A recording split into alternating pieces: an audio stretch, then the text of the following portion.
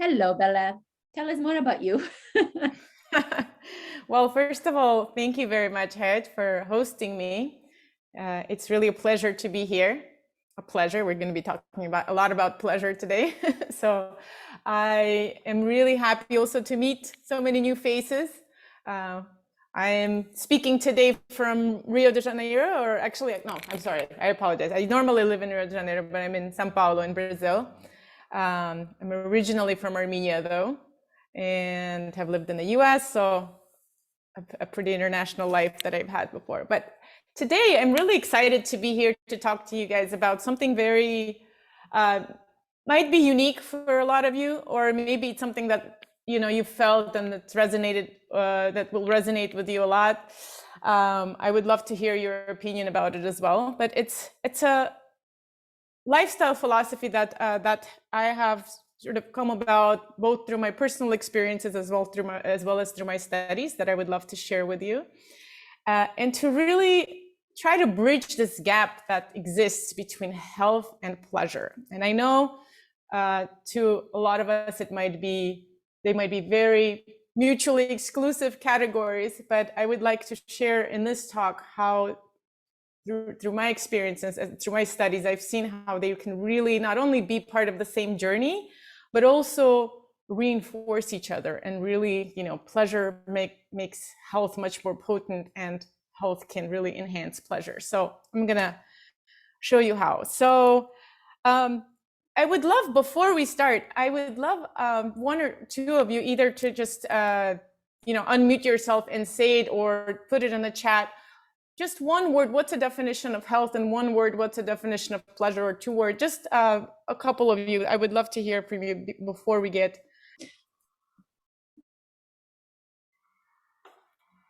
I'm happy to share, and you can share, you can use my name. It's totally fine. Thank you. So I would say for me, health, I feel like I feel good, like to feel good. And for pleasure, what I thought was kind of a sensation, but almost sizzling sensation. Sizzling sensation. Oh, I love that. Yeah. Cool. Thank you. That's really beautiful. Thanks. I see someone said balance. Is that for health or is that for pleasure? Probably for health, right? Yes, I assume. health, yeah. And what about for pleasure? Pleasure, I would say it's a feeling of unadulterated joy and happiness. Oh, I love the unadulterated. That's perfect. Thank you. Anyone else? If not, we can delve right into it. If you feel like sharing, please stop me at any point. This is meant to be really like interactive. So I will introduce myself a little bit to share my story very briefly so you understand where I come from. So as Hayat said, I used to work in the wellness and fitness industry. As I was studying at UCLA, I was doing my degree in psychology. It is a beautiful place, as she mentioned. I was also doing a lot of the, California things, personal training and holistic nutrition and all of those things that are related to the concept of well-being. And it was then that I got extremely sick for some reason. I was doing all the right things. I was eating all the right foods, exercising, doing all the right, living healthy, had all the right living healthy habits. And somehow I got really sick. And the experience of being sick for 3 years and not knowing what was happening with me led me to really study a lot of other holistic therapies and philosophies, from Taoism and Chinese medicine to kind of energy medicine, and also some of the more, science-based studies as well on healthy living. So that's where my journey started. And after 3 years, I'm, happy to say this was back in my early 20s. I was healed both through my own ability to sort of bring all the different elements that I needed, that I've kind of being guided to what I needed, but also through a lot of the different modalities that I studied.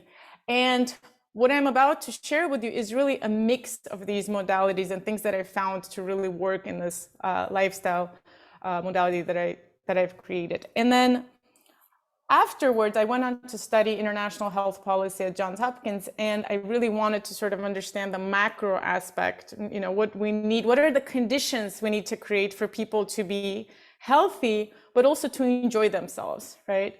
And there I also discovered something really interesting, that despite the fact that I was working on health policy, I was never really working with health, I was always working with disease. And so, you know, 20 years into working professionally, I found myself with this dilemma. I've always wanted to help people. And here I was either working with well-being in the beginning that wasn't really, but was more about aesthetics, and it, you know, got me sick. So I wasn't really comfortable about teaching these things to other people anymore. And on the other hand, you know, I was working with health, but in reality, I was contributing more to, you know, preventing disease, and even prevention wasn't really strong. It was more about, you know, treating disease when it already happened, you know, lots of HIV/AIDS and tuberculosis and these really heavy diseases. So that's why I decided to abandon all of that, or put that on the side, I should say, and really rethink everything. As I, you know, found myself in Brazil, in Rio, and really contemplating everything I had learned about health and well-being, and seeing what works for me and what could really work for other people. And that's where the concept that I call pleasurable wellness came about. So this is, I want to share, I don't want to do like an entire presentation for you. I really think it's, I just want to share with you just a couple of slides. So tell me if you can see this? Yes? Yes, we can. Sorry, Oh. my cursors don't seem to get there quick enough. What's that? Okay. Yeah, we I can. got it. I got it. Yeah. Okay, perfect. So, as I said, the Imbody Institute that I founded in Rio de Janeiro, and now actually I'm very excited to be moving it to Miami in 2 weeks' time, actually, and we're moving the institute to Miami, as I myself will be moving there. But basically, it started as a place to really join all the different practices that I learned with a lot of different practitioners to share this concept of pleasurable wellness, which is, it's a lifestyle philosophy that basically integrates healthy living with finding purpose on a journey that I call pleasurable wellness. So to me, in our society, we've divided everything up. You know, we've divided health and wellness and finding purpose into these different roads that are really difficult to pursue to a lot of people. You know, we have to find a nutritionist, then we have to find a personal trainer, then we have to find a coach, we have to find, you know, all of those things. And we do need professional help often. I'm not saying anything against it, but I think it's often we seek these things outside of ourselves, right? Rather than finding what is this unique journey, what is this unique place inside of me that where all of these things come out from, right? What is this inner desire that I have, and this inner knowing that can guide me to my health, my well-being, to pleasure, and to finding my purpose. It sounds like, you know, the magic pill, but it's not a pill. It's really more about self-discovery. So let's look at this. So if we look at the way our society is organized in these days around health and well-being, it's very commercialized, right? It's very commercialized and it's very externalized. So we always have to look for external solutions. We always have to look for the new product, the new thing, especially for health, right? Health has become this very heavy concept. And I have a slide here to show this. If we compare health to pleasure, let's look at health on the left side. It's always something to be acquired. It's something we have to fight against. It's pain-based, right? When do we go to the doctor? When we feel pain, when something goes wrong, right? It's also, I find that health has become very disempowering. It's almost like we have no control over our health, only the doctors know what's best for us, right? But in reality, I see health as a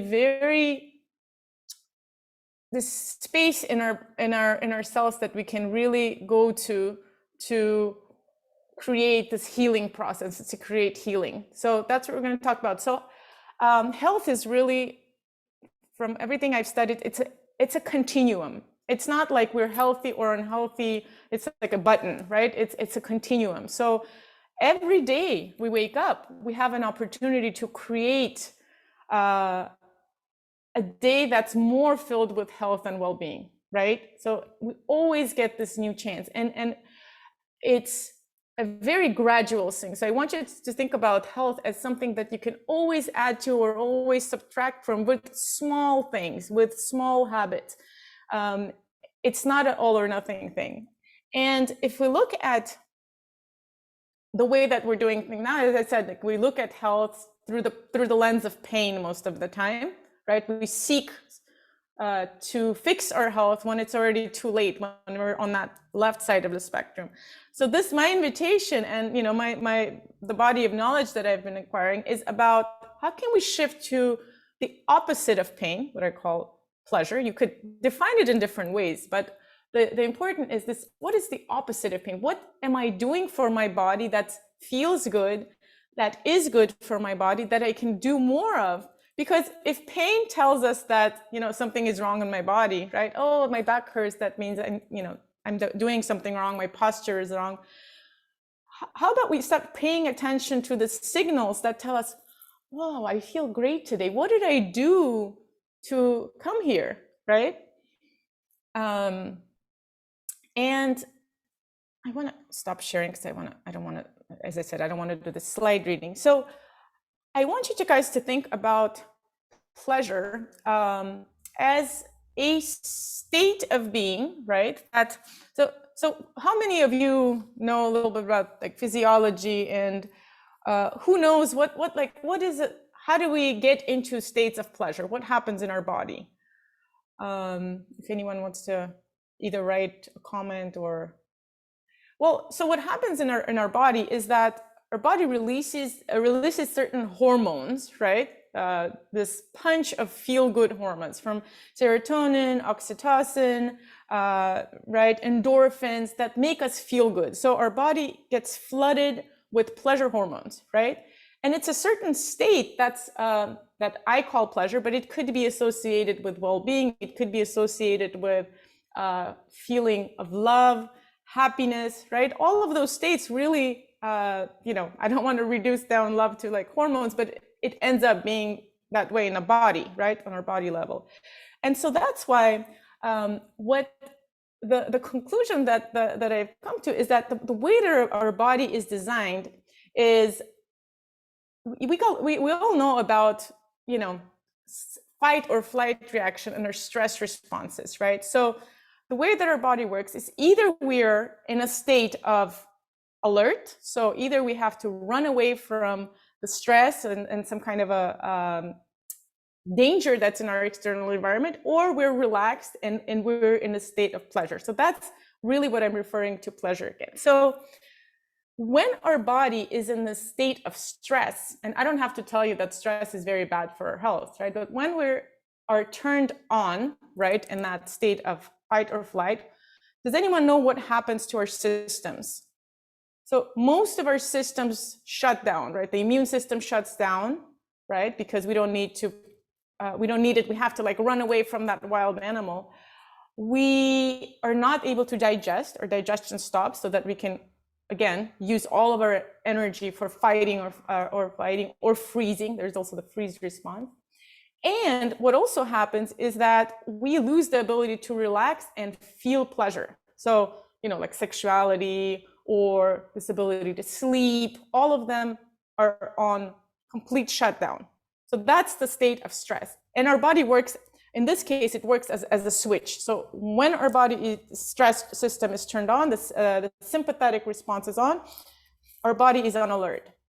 In that state, our body is in the opposite of the state of healing, right? It's in a state of constant stress. And then, you know, in our societies, but before, in ancestral times, what would happen when you were in a state of danger? You would actually act upon it, right? So if you were chased by a wild animal, you would run away, right? And hopefully you would be able to run away from the wild lion. But then what would happen with your system? The parasympathetic system would turn on, right? So the acute stress you had to run away was actually very life-saving back in the day, right? Because then you would go from the stress to getting yourself from the line, and then your parasympathetic response would turn on, and then you would, all of that stress would be out. All of the stress hormones, the adrenaline, the cortisol, all of it would be out of your system because you ran away. It goes out through your sweat, and then your breathing goes down, it normalizes, your blood starts circulating slower, your immune system goes on, and the pleasure hormones kick in as well. This is why we feel, those of you who are runners, I know, Carrie, you are the runner's high. That's why the runner's high happens, because our body was projected to act upon this stress, to run away from that wild animal, and to then experience pleasure.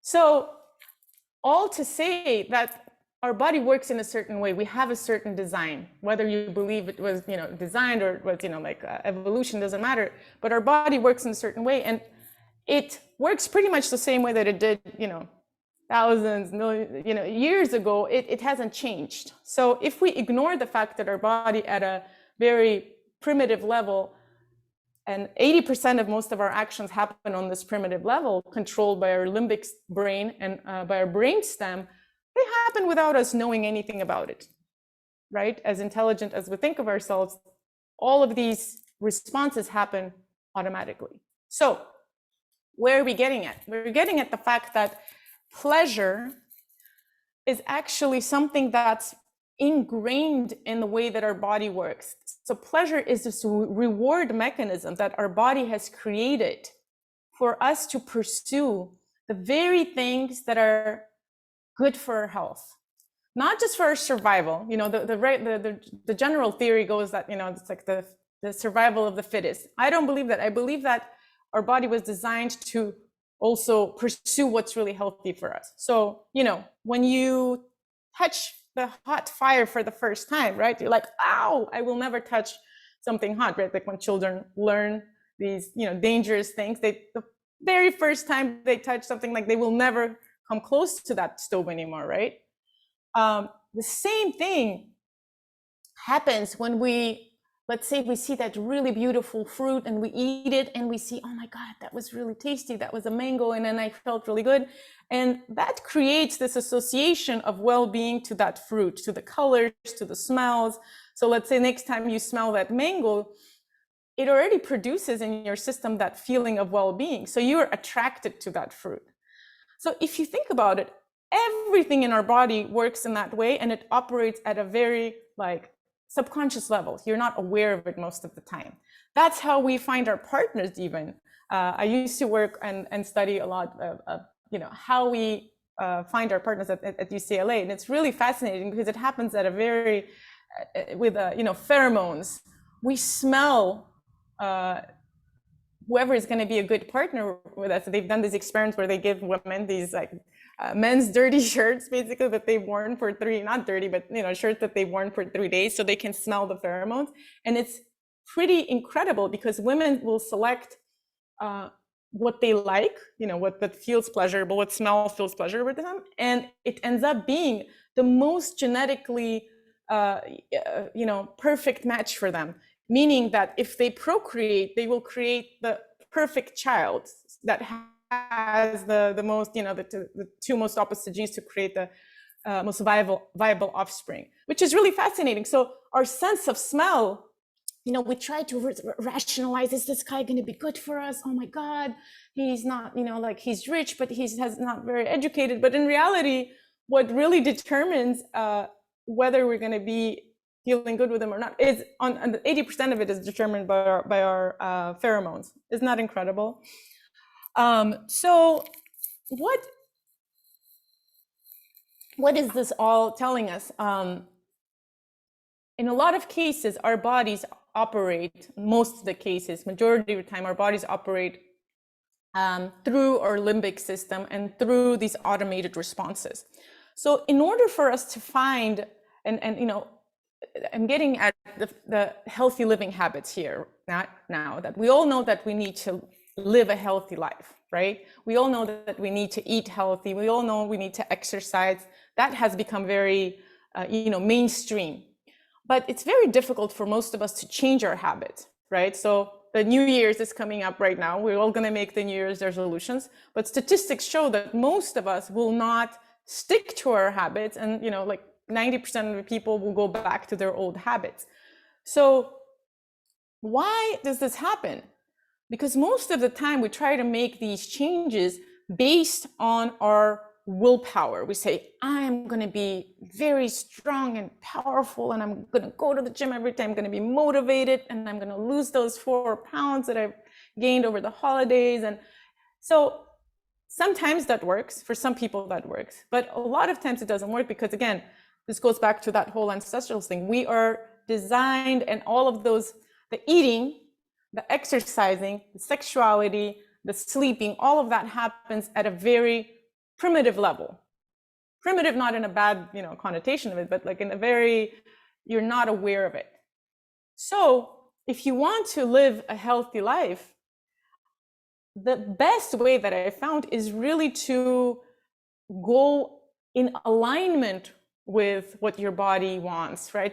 In alignment with your natural design, in alignment with the pleasure, because that pleasure will always guide you to the right things. And this is where I want to show you another slide to explain the power of pleasure. So sometimes pleasure has negative connotations. Can someone maybe write in the chat what are some of the connotations that some people could mistaken when we say pleasure? I get a lot of times this eyebrows raised, like, oh my God, she's talking about sexuality, or what is she talking about?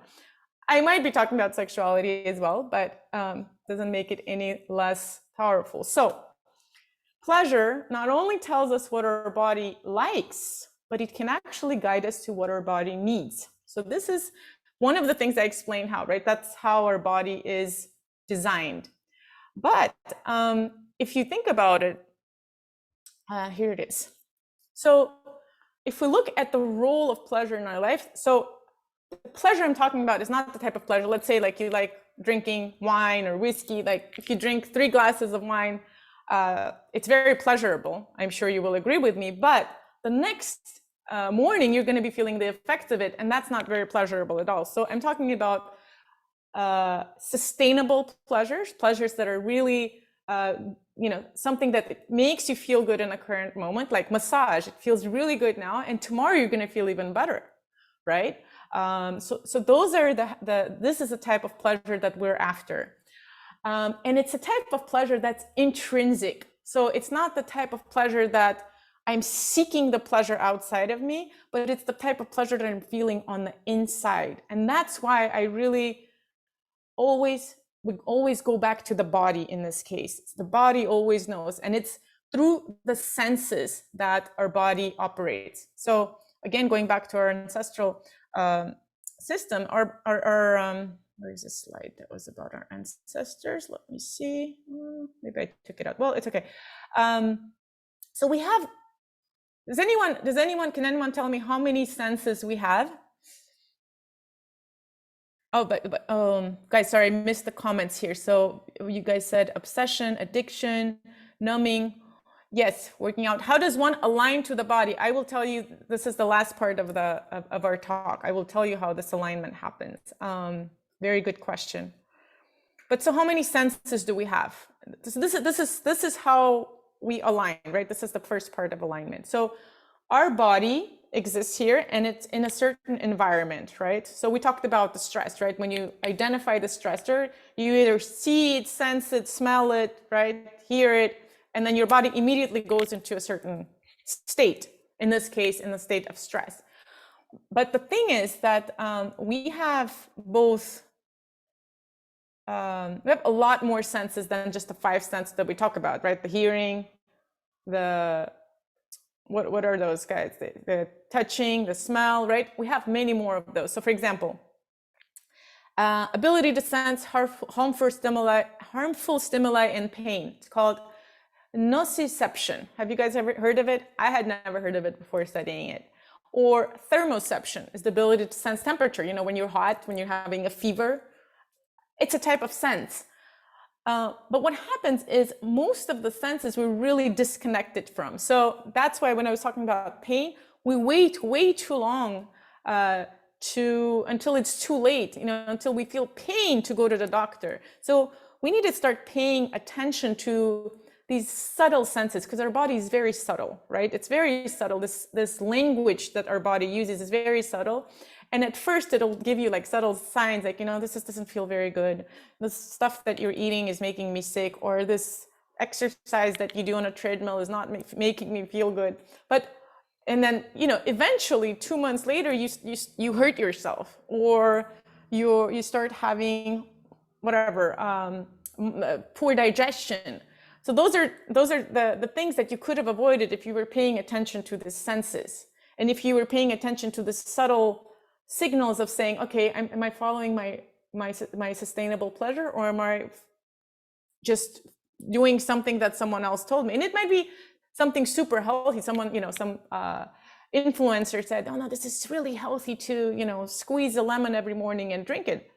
I do it, but sometimes it hurts because my lining of my stomach sometimes might get too thin and I might be really sensitive. So I have to be really careful to pay attention when that lemon feels good to my stomach and when it doesn't feel good. That's a very fine line, and only you will know, not the influencer, not the doctor, not anyone else, but you. And that's why I call this system about, bringing you back into the equation. And this pleasurable wellness is about guiding you back into your inner realms to see what's the type of life that you want to lead. So I traveled too far from where I was talking about. So again, this is the really important of pleasure I wanted to talk about. So we talked about that pleasure is in our design, right? So we feel pleasure when we do something that's good for our bodies. That's why, for example, sexuality is so pleasurable, because if we didn't have sex, we wouldn't procreate, and then our species would completely be, would not survive, right? So that's one aspect of pleasure. The second aspect of pleasure, the direct role of pleasure on our health. And this is where I'm really like bridging that gap. Remember I told you I wanted to really show you how they actually are not so different. So when we feel pleasure, hormonally, we talked about it, right? All these amazing hormones are released, right?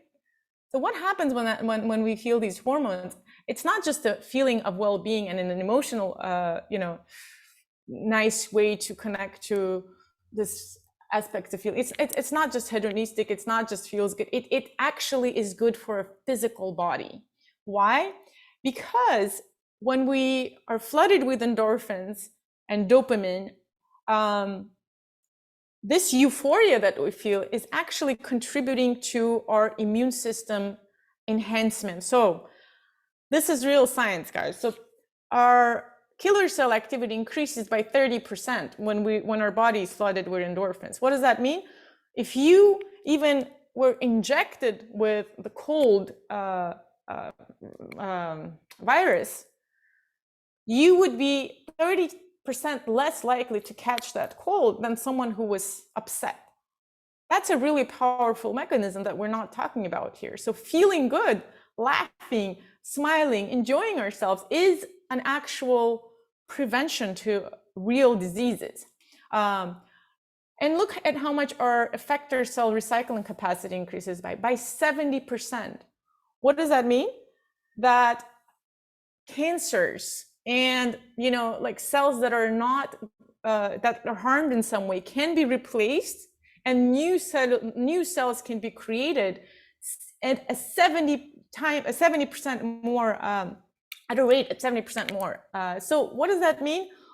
We have dramatically almost doubled our capacity to feel young, look younger, creating those skin cells to heal better, to fight cancer cells, to fight all kinds of other diseases. So pleasure in this case is a direct mechanism for enhancing our health. And yes, Susie said that it changes brain chemistry, which is extremely important for mental health.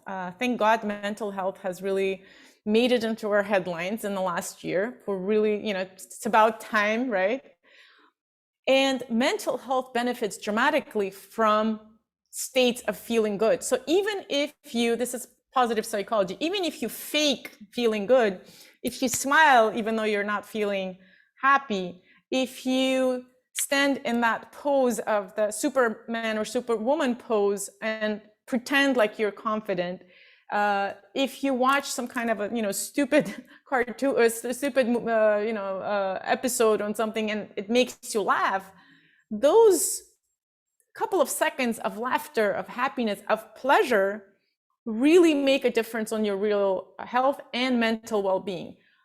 So when our brain is constantly flooded with this feel-good hormones, then it's much less likely to go into deep states of depression, into deep states of anxiety, and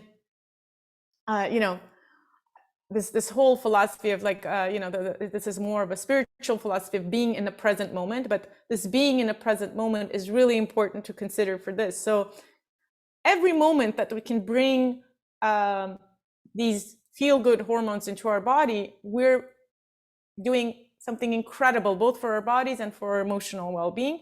And if you believe in your spiritual health as well, and bringing you closer to who you are. But that's beyond the topic of this talk, because otherwise we won't get to things that I want to get to. Okay, so I just wanted to ask you, we have an hour, right? Well, all right, I just want to make sure. And let me read the comments while since we stopped here. Yeah, Mr. Bean, you said totally, like it might be stupid, but it makes you smile and laugh. It's the best therapy you can have. Sometimes it's even better than having a therapy session. Not comparing those, but it's very important to engage in feel good activities. And I'm going to show you also by the end of this talk, I want to show you activities that are intrinsically good for you, that you don't have to necessarily revert to those videos or things that are, that make you smile on the outside, but how can you access these things internally? And Susie says, stress can epigenetically influence gene expression by increasing inflammation, reducing immunity, causing chronic diseases. Yes. So I used to work with health policy, right? And it was always a fact that 7 of the 10 top killers in the world are attributable to lifestyle habits. So heart disease, the top killer in the world, cancers, autoimmune diseases, respiratory diseases, they're all attributable to lifestyle. So here we're talking about one of the things, right? Stress, but I want to show you how pleasure can also help you acquire those other habits, right? So what are the other two? The eating well and exercising. So how does that happen? Let me show you that. So again, I told you I worked as a personal trainer and a nutritional consultant, and I sensed that people always wanted some kind of a formula, right? And I was like, well, I would give them formula, but then they would go home and they would be exposed to all these terrible foods, or the same habits they would face, and they would go back to the same old habits. So how can we change that? So I created this thing I call the cycle of pleasurable wellness. So it includes, as you see, nourish your body. I call nourish your bodies. It's just nutrition. It's a little beyond nutrition. It's I'll explain how. And movement is obviously about physical fitness.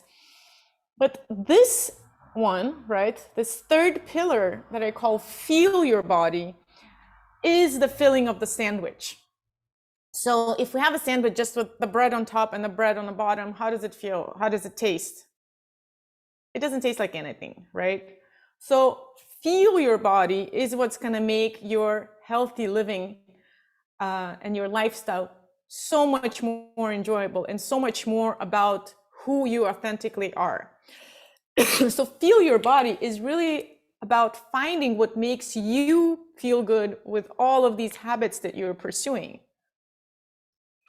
So let's say you want to change or if you guys want to give me some specifics, I'm also happy to talk about. So let's say you know you need to start eating healthier, include more, or cut down on whatever, unhealthy fats, reduce the consumption of meat, right? All of those. Sugar is always, always, always. Sugar. Oh, sugar is a very good one.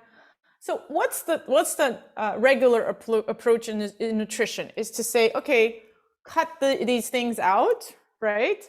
And, you know, maybe it will suggest certain foods to eat. I never really asked you, like, do you actually like these foods or you don't like them? It kind of disregards that fact. So my approach is to really finding what it is.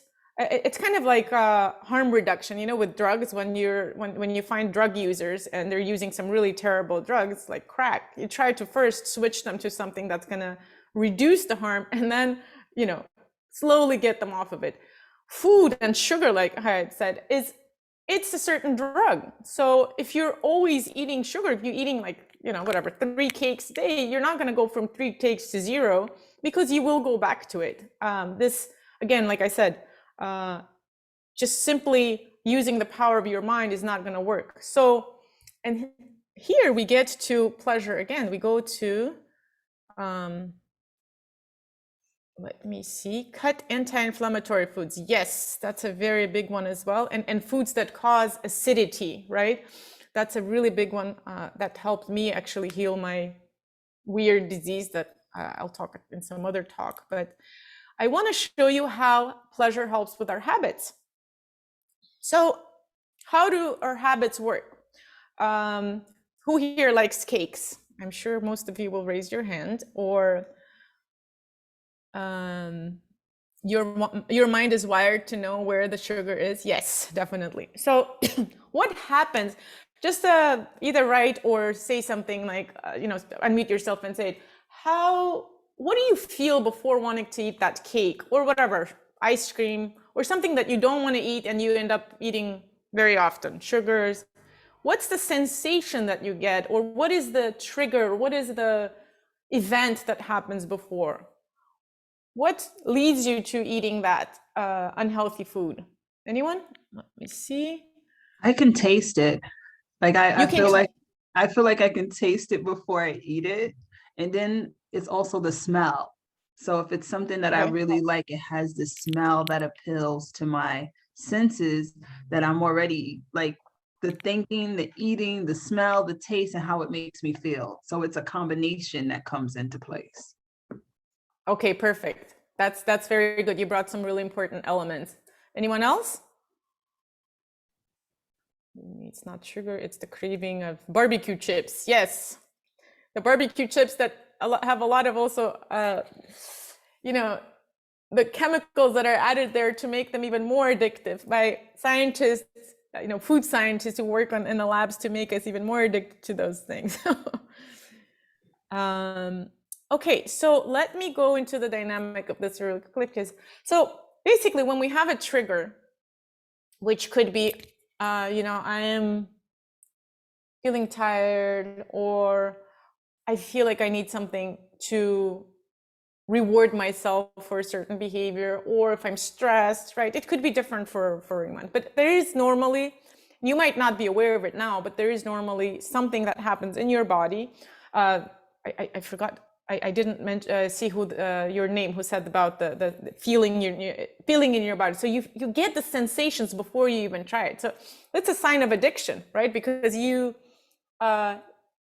start getting that high, the flooded by the good feel hormones even before you consume the cake.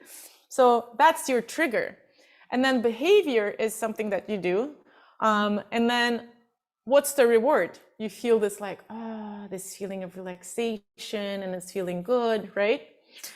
So I'm not trying to say anything bad about cakes. Actually, I love cakes, but here's the thing. So for example, with the cake, so if you're eating, there are 3 steps. You're eating cake every day, try, and you don't want to do it. Granted, you might want to continue it if you find it's okay, that's fine. But you might want to start eating less of it and really enjoy it, every morsel of it. So let's say you cut down on the size of it, or you cut down on the number of you eat it 3 times a week instead of the entire every day. But the most important part there is really enjoying every little piece of it when you're eating it, not feeling guilty about it. Because if you've decided that you're going to have it, then you really got to enjoy it. The worst thing we can do is, gobble it down, and then you haven't even enjoyed it, and then you've done the harm and you haven't enjoyed the whole process. And the second step is to substitute with something that's, for example, if you're eating cakes that are loaded with sugar and loaded with dairy products, maybe you eat vegan cakes, or maybe you eat something that's less sweet, something that's with, dried fruits instead, something like that. But here, the most important part is this, that when we try to change a habit, we try to cut the habit out altogether. And that doesn't work because our system is already wired, right? We feel it already in our body. We can't, if we try to quit smoking cold turkey, some people can, like I said, there are those that can, but most of the people, that wiring, the neural wiring, it's very strong in our body. We can't simply cut out a certain behavior because you're always going to feel it, and you'll substitute it with some kind of a terrible habit. If you quit smoking, you'll start doing something else if you don't address or if you don't try to put something healthier into that loop. So one of the strategies that I really like and that really works with people is you identify your trigger and you say, okay, I'm feeling stressed right now, and therefore I need the cake. And you say, wait, I feel stressed. Maybe I need something different. What is it that I'm really needing? What is it that I really desire truly? What is this reward that I'll be getting if I eat the cake? What can substitute that? Maybe the stress that you're feeling could be reduced by self-massage. Maybe all you needed is just like to release that tension. Or maybe that cake is associated with that self-care because your mom would make you cakes and it makes you feel like you're at home. Or maybe a cake is associated with the social aspect of interacting with, having a party. So maybe what you're missing is not the cake. Most of the time, you're probably not missing the cake. You're missing that feel-good, this pleasure from being surrounded by your family, by being surrounded, being taken care of. So experimenting with a behavior such as, I'm feeling the stress, let me call my mom and talk to her. Maybe all I needed is some interaction with my mom. Or maybe I can go, around the block and listen to some good music, and it'll be a good substitute. So really, instead of trying to cut things out and say, or for example, what was I trying to, I love ice cream, for example. I found this incredible ice cream that's completely vegan, and it does not taste like vegan ice cream. It tastes like real ice cream, but that was a good substitute for me. So I'm not saying like, oh, I will never eat ice cream again. I found something that I enjoy. I enjoy it in moderation, and I found something much healthier. So again, think about harm reduction. Let me look at the comments. We have a lot of comments here. So and it's a really good point. We have these things when we're having good moments or bad moments, right? It's not necessarily, a good or a bad thing, but it doesn't matter. The most important is for you to identify how you feel. And again, it goes back to really being connected to your body, really tuning into these sensations. And then emotional comfort. Yeah. And then thinking about how can I bring this emotional comfort without eating that cake? So as you can see, I gave you 3 examples of how pleasure can really help you live a healthier life, right? So through helping you with changing your habits, through really bringing you direct, immune system goodness if you're experiencing this pleasure, and by really sort of going with our natural design, right? And really being aligned with how we were projected to be. So now let's talk about, unless you have some questions about that part, I want to we have a couple of minutes left, but I want to really give you some more practical tips as to how we can get that alignment. There was a question about that, how we can get more in tune with the senses, right? How we can experience more pleasure, and thus by experiencing more pleasure, move into this integration where pleasure will bring us more health. Okay, so let me see if we have change attitude to food and its role to one's life. Yes, that's a really key one as well, because this whole idea I brought in the beginning, so health and living healthy is associated with giving up something, right? Suffering and the struggle and having to give something up.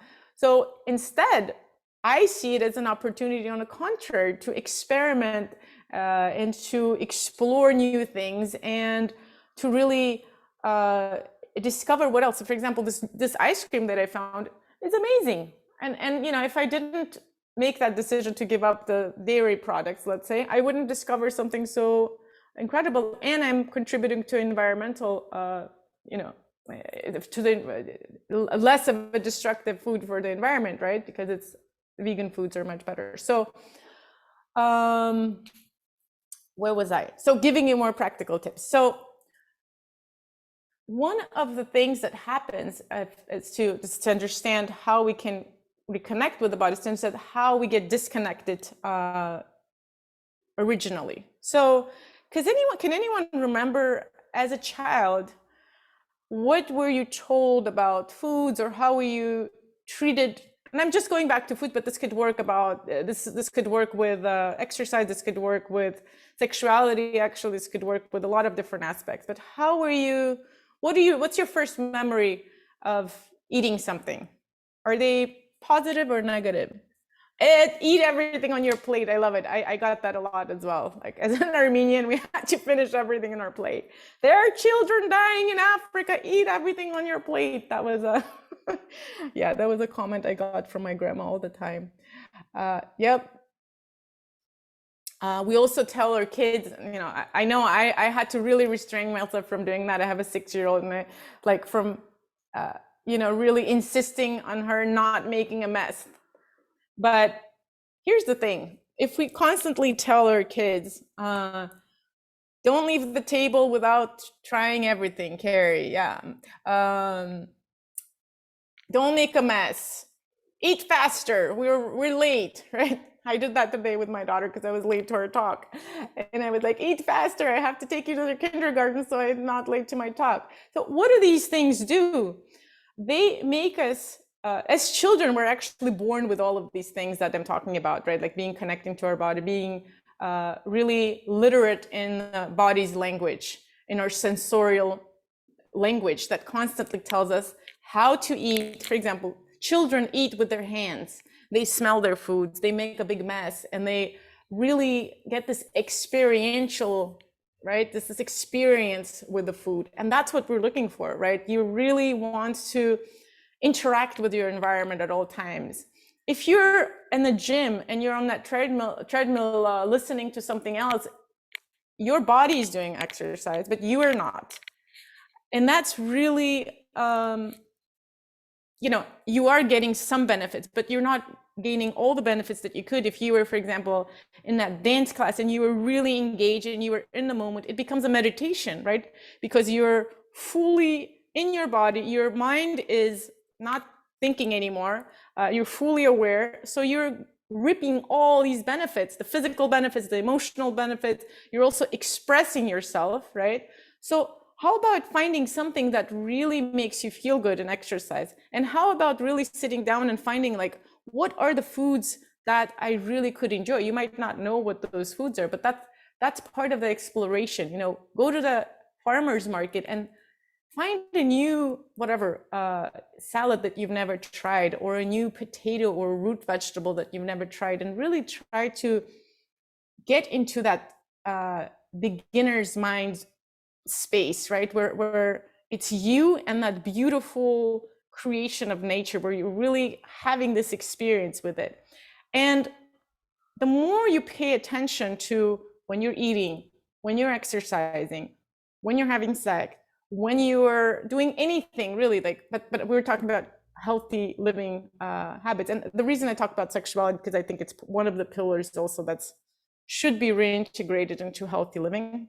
Again, that's another topic, but so really being aware of what you're doing and really listening to the cues. So I'll give you just an example with the food again, because the easiest. Before eating the food, what could you do to really engage your senses? You can smell it, right? And if you buy, fruits at a supermarket, you probably won't smell anything, but try to buy them at a farmer's market and you'll get a whole bunch of smells, really.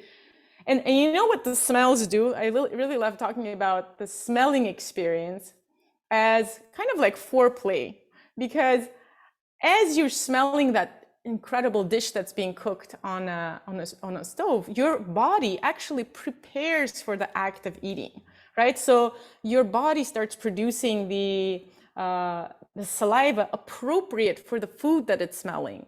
And even your gastric juices, they start aligning with that food that you're going to be, you're going to be consuming. So it's really incredible. Our body starts preparing if you give it enough time. So really engaging with the senses before you even consume the food allows you to digest the food better, absorb the food better, right? And get that emotional, that emotional factor covered as well. Like you really enjoy it more if you've already engaged your senses prior to eating the food. Then when you're eating, it's really about that engagement with the taste, right? The textures. How does it feel on my mouth? How does it feel on my tongue? Is it hard? Is it soft? And then as you start feeling the food going inside of your stomach, or like you really have to feel it in there to see, wait, this food was a little too acidic for me, so that didn't feel good for my stomach.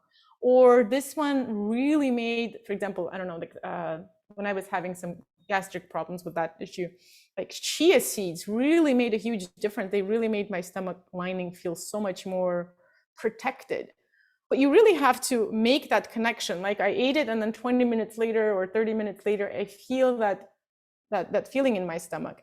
And then you also continue on and you see like, how does that food go down my, digestive tract? Does it going down fast? Is it stuck there somewhere?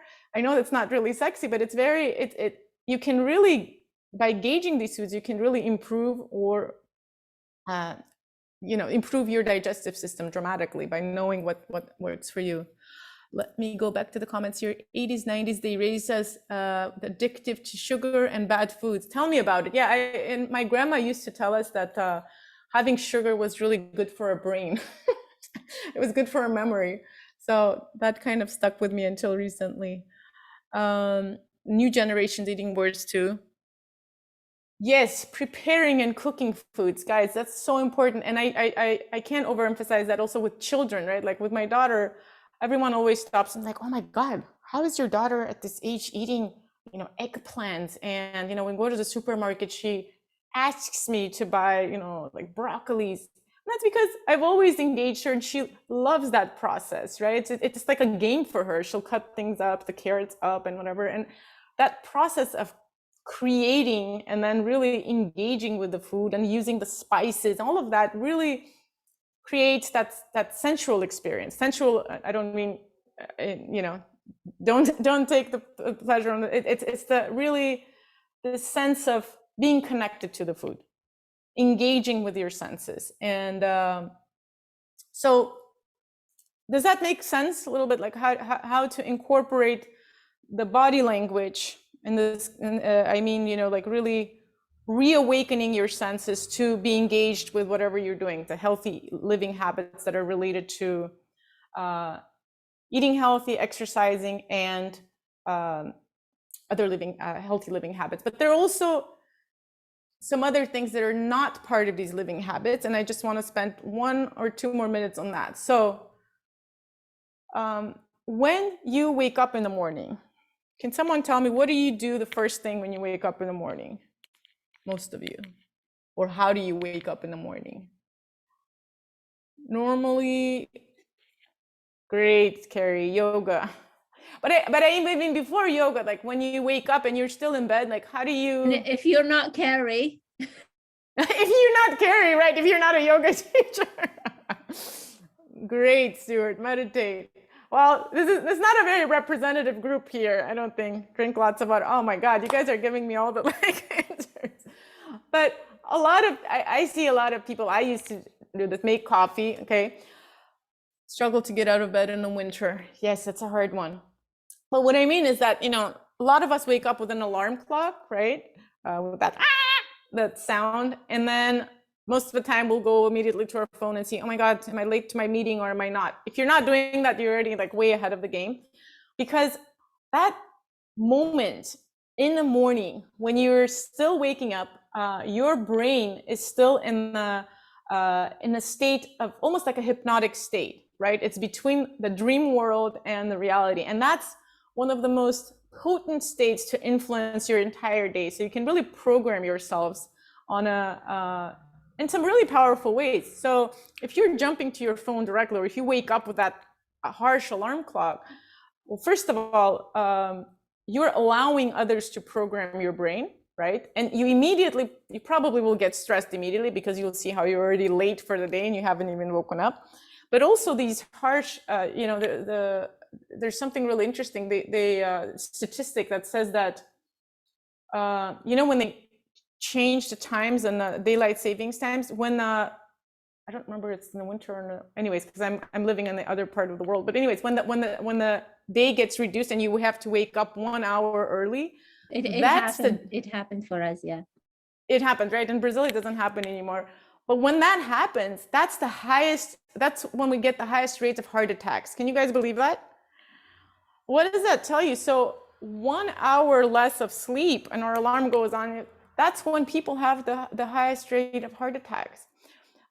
That is to say, first of all, how the importance of sleep and getting the adequate amounts of sleep, but also the way that you wake up, like really waking up slowly. And, ideally you wake up with natural light, and, there's some technologies now that can wake you up in a much more gentle way. So that's really important, how you wake up. And then one of the key things is really staying in bed for a couple of seconds and really just breathing deeply with your belly. And I can't say enough about breathing. I'm not a breathing specialist, but breath has changed completely my perception of how I'm connected with my body. But deep breathing, really to connect with your lower belly and the two diaphragms, and really to access the organs in there, because that really connects you to what's happening inside my body. And when you connect to that breath early in the morning, you can really sense what your body needs, what it desires. Like, what kind of day do I want today for myself? What kind of experience do I want to have? What is bothering me? That maybe something is hurting. And then you really slowly do this stretches. Even you can still do it in bed. You can give yourself a slight, self massage to really reconnect with your body and say, beautiful instrument that I have, and I'm ready for another day. And what am I ready to experience, right? So this conversation with your body is really important. And the same thing goes with, before you go to sleep, to really just, cleanse your mind from all of those should do's, to do's lists and all those things that are not allowing you to get aligned with your body, because the mind is actually kind of what really keeps us from being in alignment with our body. So meditation obviously is a really good way to create that alignment. To go back to that first question, breathing is a great way. Massage is a great way. Also, if you're taking a shower in the morning, using the scrubs and the contrast bath, like hot and cold shower, and then using a linen towel, just really sensing your skin and, all of those things, or, doing exercise outdoors so you can feel the sunlight, walking barefoot, all of those things that will make you sense your contact of your body with something external, that invigorates you, that really awakens your energy, makes your circulation faster, and allows you to be more in tune with your body. So so I think that's what I wanted to share for today. But to really just, if you take anything out of this, is that the importance of really being in tune with yourself, with your body. And the reason I really bring the body in here is because the body is the only part of us that's always in the present moment, right? Our mind is wandering all over the place. Our spirit, it depends if you believe in it or not, but even if you believe in it, it's hard for us to be in full alignment. But the body is easier to influence. So it's like, if you can tune into your breath and be present with your body, then you have your greatest ally. So instead of seeing your body as an enemy, which most of us have been raised in that way, and instead of seeing these healthy living habits as a chore, we start walking together with allowing our body to experience these things and helping the foods and the exercise and the breathing to bring us closer to what we really desire and what we really want. And it takes some practice, okay? It's not, again, going back to that, remember that chart that shows that it's a journey. It's not a, all or nothing type of thing. It's not like one day you will wake up and you're fully aligned or you're fully healthy. No, it's, you have that choice every morning you wake up. So that's what I wanted to invite you to do, is really see this as an invitation to just engage in small acts of self-care that are pleasurable to you. So every time you decide to do something that someone tells you that's healthy for you, really consider if you enjoy that or not. And if you're not enjoying it, think about something similar that you can do that would make you enjoy it. And vice versa, also consider things that you really enjoy, but maybe sometimes they're maybe addictive or things like that. Consider what would give you the same intrinsic type of pleasure if you were to substitute it with other, activities or foods or, other things that you might be missing in your life that are related more to the emotional level. So that was Pleasurable Wellness, and hopefully I was able to bridge the gap between health and pleasure for you a little bit. I invite you to visit, sorry about that, visit my website, www.imbodywellness.com, to see some really interesting tools and upcoming programs that I'm having. I didn't even have time to share the puzzle, but the wellness puzzle, it's available to download on my website. And I always get so engaged with this topic because it's something I feel really passionate about. That here we go. This is the wellness puzzle, and it basically goes through. This part kind of guides you through the different aspects of healthy living, lifestyle. So related to nourishment, related to this feel your body and move your body, and gives you suggestions for you to slowly find what you want to transform in your life to find your personalized healthy living style, right? Something that really resonates with you and not only makes you healthy, but makes you closer to your purpose and enjoy life, every moment of life. And then, you can print this out and have it on your fridge and follow it and adjust it accordingly. So that's what the wellness puzzle was about. But it's just a fun game, but it's really